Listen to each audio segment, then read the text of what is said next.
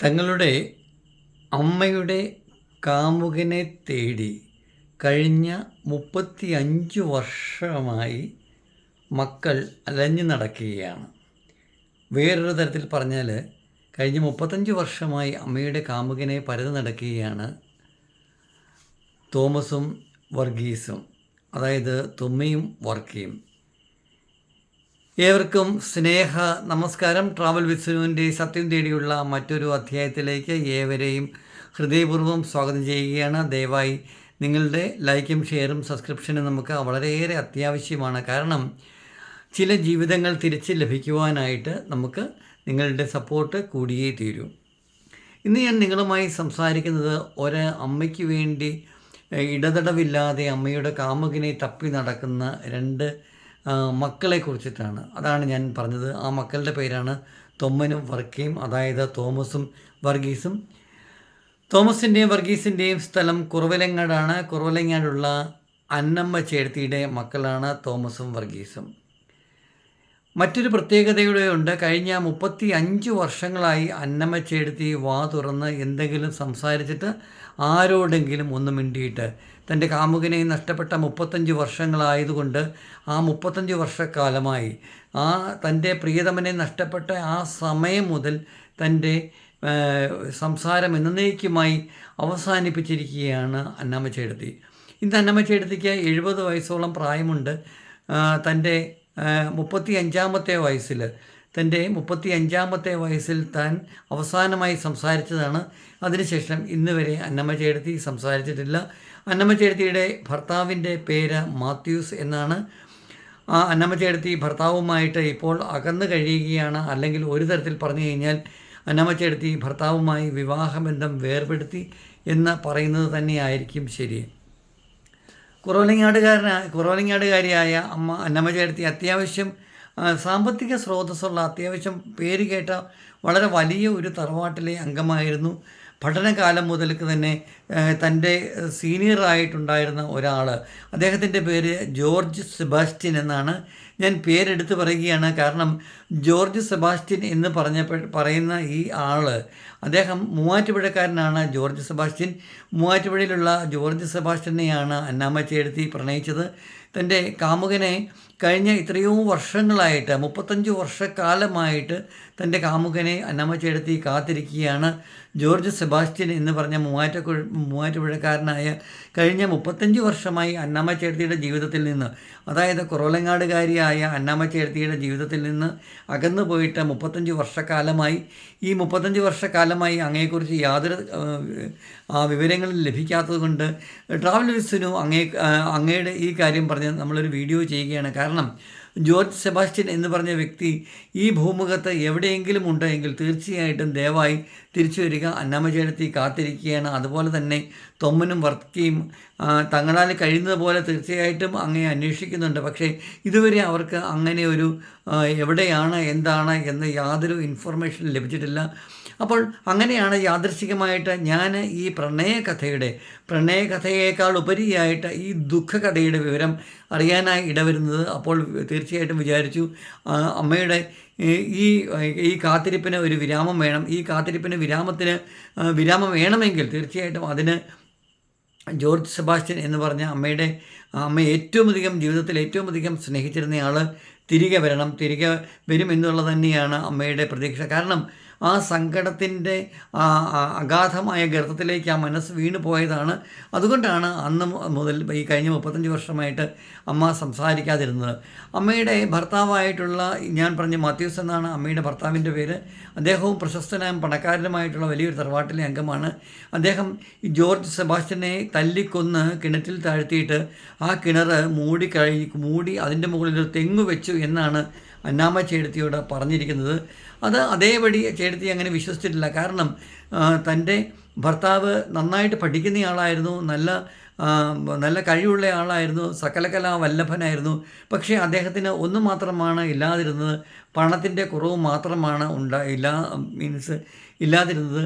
ഈ മൂവാറ്റുപുഴക്കാരനായ ജോർജ് സെബാസ്റ്റ്യൻ്റെ അച്ഛൻ ഈ കുറവലങ്ങാടുള്ള അന്നമ്മ ചേട്ടത്തിയുടെ വീട്ടിലെ ആശ്രിതനായിരുന്നു. അദ്ദേഹം അവിടെ ജോലി ചെയ്തുകൊണ്ടിരുന്നതാണ്. അങ്ങനെ ആ സമയത്തൊക്കെ ഇടയ്ക്കൊക്കെ ഒരു ഡയറ്റൻ എന്ന് പറയും, ഡയറ്റൻ എന്ന് പറഞ്ഞാൽ കാര്യസ്ഥൻ എന്നുള്ള രീതിയിലേക്കുള്ള ഒരാളാണ് അദ്ദേഹത്തിൻ്റെ മകൻ. മീൻസ് അങ്ങനെ ഈ മകനായ ജോർജ് സെബാസ്റ്റ്യൻ ആ തറവാട്ടിൽ വരികയും അന്നാമ്മ ചേട്ടത്തിയെ കാണുകയും അവർ തമ്മിൽ പ്രണയാതുരരാകുകയും പ്രണയബദ്ധരാകുകയും ഹൃദയം കൈമാറുകയും ചെയ്യുകയാണ് ഉണ്ടായത്. അങ്ങനെ അവരുടെ പ്രണയം നന്നായിട്ട് ആരും അറിയാതെ അവർ പ്രണയിച്ചിരുന്നു. അവരുടെ പ്രണയം ഇങ്ങനെ ആരോടും പറയാതെ ആരും അറിയാതെ ഇങ്ങനെ വളർന്ന് പന്തലിച്ചു. എങ്കിലും തീർച്ചയായിട്ടും പ്രണയത്തിന് ഒരു പ്രത്യേകതയുണ്ട്. അതിങ്ങനെ വളർന്ന് പന്തലിച്ച് കഴിയുമ്പോൾ കുറച്ച് കഴിയുമ്പോഴത്തേനും എന്താണത് സുരഭിലമാകും, അല്ലേ? സുരഭിലമാകും എന്ന് പറഞ്ഞാൽ എന്താണെന്ന് ചോദിച്ചു കഴിഞ്ഞാൽ അതങ്ങനെ ഈ പ്രണയവല്ലരി പൂത്തുലയും എന്നൊക്കെ നമ്മൾ പറയത്തില്ലേ. അപ്പോൾ ഈ സുരഭിലമാകുക എന്ന് പറയുമ്പോൾ സ്വാഭാവികമായിട്ടും ഒരു ചെടിയാണെന്നുണ്ടെങ്കിലും ഏതെങ്കിലും അങ്ങനെയുള്ള ഒരു മരമാണെന്നുണ്ടെങ്കിലും അത് പൂത്തുലയുമ്പോൾ എന്താണ് സംഭവിക്കുക? അതിൽ നിന്നിങ്ങനെ പരിമളം വരും. പരിമളം വരുമ്പോഴേക്കും അതിൻ്റെ ചുറ്റുപാടുകളുള്ള സകല ആളുകൾക്കും അറിയാൻ സാധിക്കും ആ ചെടി പൂത്തിട്ടുണ്ട്. നമ്മുടെ ഒരു പാലപ്പൂവാണെങ്കിലും പിന്നെ വാഗപ്പൂവാണെന്നുണ്ടെങ്കിലും ഇലഞ്ഞി മരമാണെന്നുണ്ടെങ്കിലും പാരിജാതമാണെങ്കിലും ഈവൻ എന്ത് ചെടിയാണ്, ഒരു ബൊഗൈൻവില്ല ആണെങ്കിൽ കൂടിയും അത് പൂക്കുമ്പോൾ എന്താണ് അതിനിങ്ങനെ മനോഹരമായ വർണ്ണാഭമായ പുഷ്പങ്ങളുണ്ടാകും. ആ പുഷ്പങ്ങളുണ്ടാകുമ്പോൾ നമുക്ക് മനസ്സിലാക്കാൻ സാധിക്കും ആ ചെടി പുഷ്പിച്ചിരിക്കുന്നു അല്ലെങ്കിൽ പൂത്തിരിക്കുന്നു. ചില ചെടികളിൽ നിന്ന് എന്താണ് ഉണ്ടാകുക? നല്ല മാസ്മരമായ സുഗന്ധമാണ് ഇങ്ങനെ വമിക്കുന്നത്. അപ്പോൾ ആ സുഗന്ധം കേൾക്കുമ്പോൾ നമുക്ക് മനസ്സിലാക്കാൻ സാധിക്കും ആ ഇലഞ്ഞി പൂത്തിട്ടുണ്ട്, അല്ലെങ്കിൽ പാല പൂത്തിട്ടുണ്ട്, അല്ലെങ്കിൽ പാരിജാതം വിടർന്നിട്ടുണ്ട് എന്നൊക്കെ നമുക്ക് തോന്നുകയാണ് ചെയ്യുന്നത്. അതേ അവസ്ഥ തന്നെയാണ് ഈ പ്രണയത്തിനുമുള്ളത്. പ്രണയം ഇങ്ങനെ പൂത്ത് വിടരുമ്പോൾ എന്താണ് ചെയ്യുക? മറ്റുള്ളവർ അതിൻ്റെ ആ സുരഭില ഗന്ധം മീൻസ് ആ പ്രണയത്തിൻ്റെ ചില സംഗതികൾ കൊണ്ട് തീർച്ചയായിട്ടും അത് എത്രമാത്രം നമ്മളുടെ ഹൃദയത്തിൽ ഒതുക്കി വെച്ചിരുന്നതാണെങ്കിലും ആരെയും അറിയിക്കാതെ സൂക്ഷിക്കുന്നതാണ് എങ്കിൽ പോലും തീർച്ചയായിട്ടും അതിൻ്റെ ആ അനുരണനങ്ങൾ മറ്റുള്ളവരിലേക്ക് എത്തുകയും മറ്റുള്ളവർ അത് മനസ്സിലാക്കുകയും ചെയ്യുകയാണ്. അങ്ങനെയാണ് ലോകം ഈ പ്രണയത്തെ തിരിച്ചറിയുന്നത്. അങ്ങനെ അന്നാമ്മ ചേട്ടത്തിയുടെയും അന്നാമ്മയുടെയും ജോർജിൻ്റെയും പ്രണയം മറ്റുള്ളവർ തിരിച്ചറിയുകയും വീട്ടുകാർക്ക് അത് മനസ്സിലാക്കുകയും വീട്ടുകാർ അന്നാമ്മ ചേട്ടത്തിനെ പഠിത്തം ഉപേക്ഷിപ്പിച്ചിട്ട് വീട്ടിൽ പൂട്ടിയിടുകയും പിന്നെ അടിക്കുകയും മറ്റ് പല സംഗതികളൊക്കെ ചെയ്തിരുന്നെങ്കിലും അന്നാമ്മ ചേട്ടത്തി തൻ്റെ പ്രാണപ്രിയനായ ജോർജിൽ നിന്ന് അകലുവാനായിട്ട് തയ്യാറായിരുന്നില്ല. ജോർജ് ആണെങ്കിലും തൻ്റെ പ്രാണപ്രിയേശ്വരിയായിട്ടുള്ള അന്നാമ്മയിൽ നിന്ന് മാറി ഒതുങ്ങിപ്പോകുവാനായിട്ട് തയ്യാറായിരുന്നില്ല. അതിൻ്റെ ബേസിൽ വലിയ കോളുകളൊക്കെ സംഭവിച്ചു. ജോർജിൻ്റെ അപ്പനെ അവരുടെ വീട്ടിൽ നിന്ന് അടിച്ച് പുറത്താക്കി പല സംഗതികളും ഉണ്ടായി. ജോർജിനാണെങ്കിൽ ഭീഷണി വന്നു. ഇതൊക്കെ എല്ലാ തരത്തിലുള്ള എന്തൊക്കെ ഉണ്ടാക്കിയിട്ടും ആ കാലഘട്ടത്തിൽ, അതായത് 40 വർഷം മുമ്പുള്ളതാണ്. 40 വർഷം മുമ്പാന്ന് പറഞ്ഞാൽ ഇപ്പം 2024 അതായത് ഏകദേശം 1980 മുൻപുള്ളതായിരുന്നു ഈ പ്രണയം. 80 മുമ്പ് ഈ പ്രണയത്തിന് ഈ അന്നാമ്മ ചേട്ടത്തിയുടെയും ഈ ജോർജിൻ്റെയും പ്രണയം വളരെ തീക്ഷ്ണമായിട്ട് മുന്നോട്ട് പോയപ്പോഴേക്കും ഈ അന്നാമ്മ ചേട്ടത്തിയുടെ വീട്ടുകാർ വളരെ, ഞാൻ പറഞ്ഞല്ലോ, വളരെയേറെ സാമ്പത്തിക സുസ്ഥിരതയുള്ള ആളുകളാണ്. അതുകൂടാതെ അവർ പ്രമാണിമാരാണ്. അവർ എല്ലാ അർത്ഥത്തിലും ജോർജിനെ അവിടെ നിന്ന് ദൂരേക്ക് വായിക്കുവാനും ആ ഭാഗത്തേക്ക് അടുപ്പിക്കാതിരിക്കാനുള്ള സകല പരാക്രമങ്ങളും സകല സംഗതികളും അവർ ചെയ്തിരുന്നു. എന്നിട്ടും തൻ്റെ പ്രണയിനെ കാണുവാനായിട്ട് ജോർജ് വരികയും അവരുടെ ആ ഒരു പ്രേമ സംഗതി അവർ ജീവിക്കുകയാണെങ്കിൽ ഒരുമിച്ച്, മരിക്കുകയാണെങ്കിൽ ഒരുമിച്ച് എന്നുള്ള ആ നിലപാടിലേക്ക് എത്തിച്ചേരുകയാണ് ഉണ്ടായത്.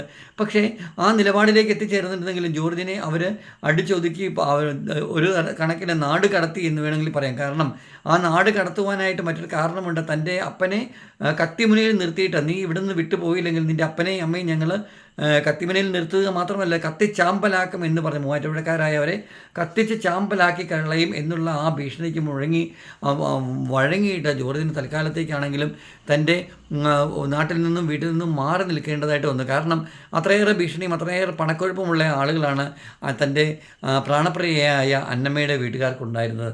ജോർജ് വിശ്വസിച്ചിരുന്നു ഒരുപക്ഷെ തീർച്ചയായിട്ടും അന്നമ്മ പിടിച്ചു നിൽക്കും, ഇന്നല്ലെങ്കിൽ നാളെ തങ്ങൾക്ക് ഒന്നിക്കാൻ സാധിക്കുമെന്നുള്ള ഒരു വിശ്വാസത്തിലായിരുന്നു. പക്ഷേ ജോർജ് അകന്നുപോയ ആ സമയം നോക്കി അവർ അന്നമ്മയുടെ കല്യാണം നടത്തുകയും അന്നമ്മേനെ മാത്യു എന്ന് പറഞ്ഞ മറ്റൊരു പണച്ചാക്കായിട്ടുള്ള ഒരാൾക്കാണ് വിവാഹം കഴിച്ചു കൊടുത്തത്. അദ്ദേഹം പണച്ചാക്ക് മാത്രമായിരുന്നില്ല, അദ്ദേഹം ഒരു ഗുണ്ട കൂടിയായിരുന്നു.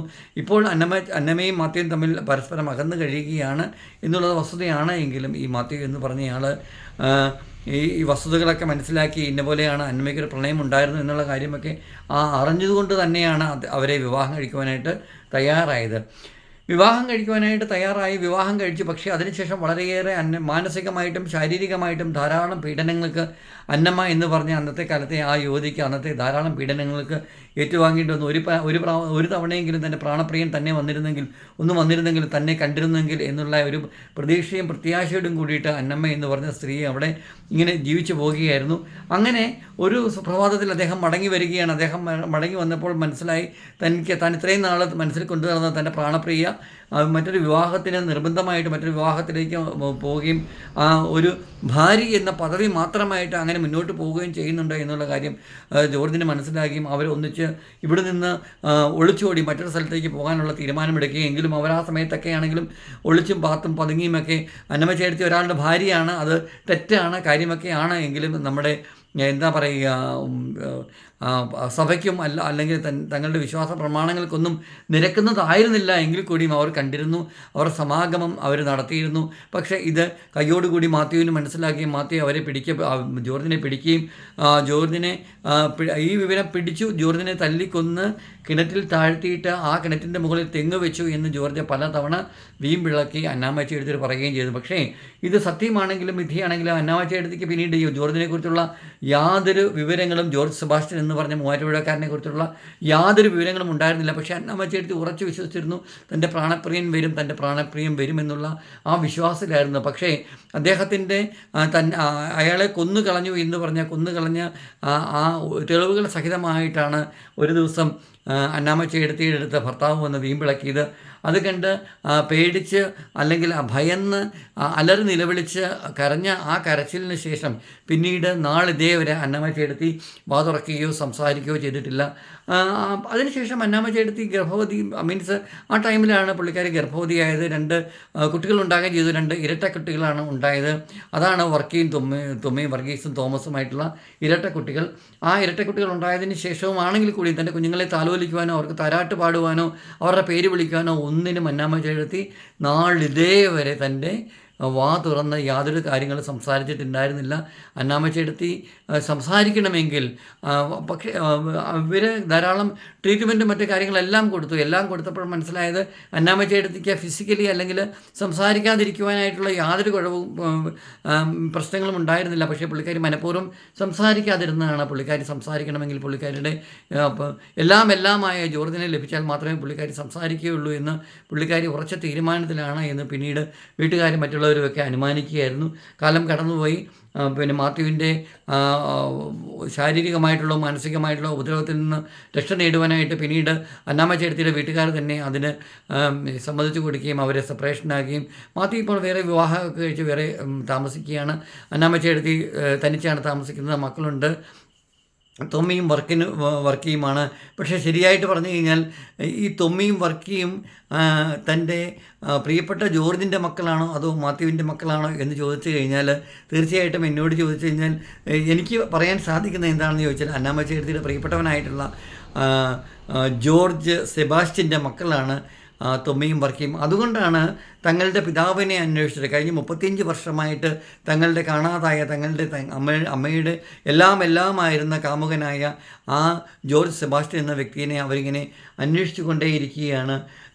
അവരുടെ റെക്കോർഡിക്കലി അവരുടെ അപ്പനായിട്ടുള്ള ആൾ പറഞ്ഞ അദ്ദേഹത്തെ തല്ലിക്കൊന്ന് കിണറ്റിൽ മൂടി അവിടെ തെങ്ങ് വെച്ചു എന്ന് പറയപ്പെടുന്ന സ്ഥലത്തൊക്കെ അവർ മാന്തി നോക്കി. ആ കിണർ മുഴുവൻ അവർ നോക്കിയിട്ട് അവിടെ നിന്ന് യാതൊന്നും കണ്ടിട്ടില്ല. പക്ഷേ അതിനുശേഷമാണ് മനസ്സിലായത് അദ്ദേഹത്തിനെ എന്തോ പറഞ്ഞ് അപായപ്പെടുത്തുക അല്ലെങ്കിൽ അദ്ദേഹത്തിനെ നാട് കടത്തുകയോ എന്താണ് ചെയ്തത് എന്ന് ഇതുവരെ ആർക്കും അറിയില്ല.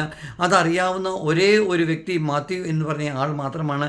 പക്ഷേ അദ്ദേഹം അത് ആരോടും പറഞ്ഞിട്ടില്ല. എന്താണ് എന്ന് പറയാൻ തയ്യാറാവുന്നതുമില്ല. അത് നമുക്കത് മനസ്സിലാക്കണമെങ്കിൽ തീർച്ചയായിട്ടും നമ്മുടെ ജോർജ് സെബാസ്റ്റ്യൻ എന്ന് പറഞ്ഞ അന്നാമ്മച്ചി എടുത്തിയുടെ പ്രിയപ്പെട്ടവൻ തിരിച്ചു വന്നേ മതിയാകത്തുള്ളൂ. എല്ലാവരും ഉറച്ചു വിശ്വസിച്ചിരിക്കുകയാണ്. തൊമ്മിയും വർക്കിയും അന്നാമ്മച്ചി എടുത്തിയും അടക്കം സകലരും വിശ്വസിച്ചിരിക്കുകയാണ് അദ്ദേഹം എവിടെയോ ജീവിച്ചിരിപ്പുണ്ട്.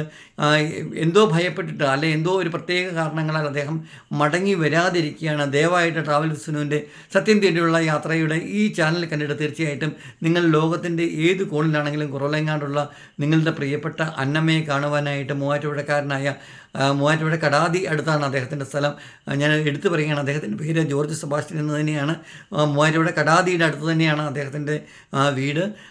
അദ്ദേഹത്തിൻ്റെ അപ്പച്ചൻ നമ്മുടെ കുറവലങ്ങാടുള്ള അന്നമ്മയുടെ വീട്ടിലെ ആശ്രിതനായിരുന്നു. അവിടെ ഡയറ്റനായിട്ട് വർക്ക് ചെയ്യുകയാണ്. ഡയറ്റൻ എന്ന് പറഞ്ഞ കാര്യസ്ഥനായിട്ട് വർക്ക് ചെയ്യുകയാണ്. ഇപ്പോൾ ഈ ഇത്രയും സംഗതി കൊണ്ട് തീർച്ചയായിട്ടും ലോകത്തിൻ്റെ ഏത് കോണിലാണെങ്കിലും ജോർജ് സെബാസ്റ്റ്യൻ എന്ന് പറഞ്ഞ വ്യക്തിത്വം ഇത് കേൾക്കുകയാണെങ്കിൽ അദ്ദേഹത്തിന് ഇത് മനസ്സിലാകുന്നതായിരിക്കും. തൻ്റെ പ്രാണപ്രിയയെ, അതിലുപരിയായിട്ട് തൻ്റെ പ്രിയപ്പെട്ട പൊന്നോമന മക്കളായിട്ടുള്ള തുമ്മനെയും വർക്കിയെയും കാണുവാനായിട്ട് തീർച്ചയായിട്ടും അങ്ങ് തിരിച്ചു വരണം.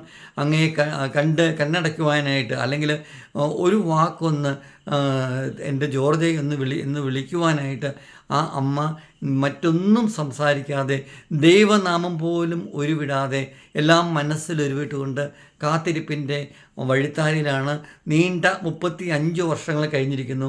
അപ്പോൾ ചില സംഗതികൾ ചിലരെങ്ങനെ ചോദിക്കാറുണ്ട്, ഈ ട്രാവൽ വിത്ത് സുനു നിങ്ങൾക്ക് എവിടെ നിന്ന് കിട്ടുന്നു ഇങ്ങനെയുള്ള കാര്യങ്ങളൊക്കെ? ഇതൊക്കെ വലിയ പടച്ചുണ്ടാക്കുന്ന കഥകളാണോ? ഇതിങ്ങനെ ഇമാജിനേഷനിലേക്ക് കൊണ്ടുവരുന്ന കഥകളാണോ എന്ന് പറഞ്ഞാൽ ഒരിക്കലുമല്ല. അതുകൊണ്ടാണ് ഞാൻ ഓരോ സംഗതികൾ പറയുമ്പോഴും സ്ഥലപ്പേരും ആളുകളുടെ പേരും ചില മാറ്റങ്ങളൊക്കെ തീർച്ചയായിട്ടും ഞാൻ വരുത്താറുണ്ട്. പക്ഷേ നമ്മളുടെ ജോർജ് സെബാസ്റ്റ്യൻ്റെയും അന്നാമ്മയുടെയും മാത്യുവിൻ്റെയും തൊമ്മൻ്റെയും വർക്കിയുടെയും ഒക്കെ യാതൊരു മാറ്റങ്ങളുമില്ല. ഇതൊക്കെ അങ്ങനെ തന്നെ അതേപോലെ തന്നെ പറയുകയാണ്. കാരണം തൊമ്മനും വർക്കിയും ആവശ്യപ്പെട്ടതുകൊണ്ട് അവരുടെ ആ ഒരു ഇപ്പോൾ അവർക്ക് രണ്ടുപേർക്കും 35 വയസ്സായിട്ടുണ്ട്. ആ 35കാരായിട്ടുള്ള ആ ഇരട്ടകളായിട്ടുള്ള അവരുടെ ആവശ്യാനുസരണം കൂടിയായിട്ടാണ് ട്രാവൽ വിത്ത് സുനു ഈ വീഡിയോ ചെയ്യുന്നത്. സത്യത്തിൻ്റെ നേർക്കാഴ്ചയിൽ ഒരാളെ നമ്മൾ കണ്ടുപിടിക്കുവാനായിട്ട് തീർച്ചയായിട്ടും നിങ്ങളുടെ എല്ലാവരുടെയും സഹായവും സഹകരണവും ആവശ്യമാണ്. ദയവായി അതുകൊണ്ട് നമ്മളുടെ വീഡിയോ ഷെയർ ചെയ്യുക. നമ്മുടെ ജോർജ് സെബാസ്റ്റ്യൻ തിരിച്ചു വന്നു കഴിഞ്ഞാൽ തീർച്ചയായിട്ടും ആ വിവരം നിങ്ങളെ എല്ലാവരെയും അറിയിക്കുന്നതായിരിക്കും. അതോടൊപ്പം തന്നെ നമ്മളുടെ പ്രീവിയസ് വീഡിയോകളിൽ ഇനി വരുന്ന ആ ഒരു മാറ്റങ്ങൾ അല്ലെങ്കിൽ ചേഞ്ചസ് നമുക്കതിനുകൊണ്ട് വന്നിട്ടുള്ള നിങ്ങളുടെ ഷെയറിങ് കൊണ്ട് അല്ലെങ്കിൽ നിങ്ങളുടെ സപ്പോർട്ട് കൊണ്ട് നമുക്ക് കിട്ടിയിരിക്കുന്ന ചില ജീവിതങ്ങളുണ്ട്. അവരെക്കുറിച്ചൊക്കെ തീർച്ചയായിട്ടും നമ്മൾ കമ്മിങ് വീഡിയോകളിൽ നമ്മൾ തീർച്ചയായിട്ടും അപ്ലോഡ് ചെയ്യുകയും പുതിയ വീഡിയോകൾ ചെയ്യുകയും ചെയ്യുന്നതായിരിക്കും തീർച്ചയായിട്ടും. അതുകൊണ്ട് ഏവരുടെയും സഹായ സഹകരണങ്ങൾ ഒരിക്കൽ കൂടി പ്രതീക്ഷിച്ചുകൊണ്ട് തൽക്കാലത്തേക്ക് നിർത്തുന്നു. നാളെ വീണ്ടും സത്യത്തിൻ്റെ നേർക്കാഴ്ചയുടെ മറ്റൊരു കഥയുമായി നിങ്ങളുടെ മുന്നിലേക്ക് എത്തും വരെ ഏവർക്കും സ്നേഹ നമസ്കാരം. നന്ദി.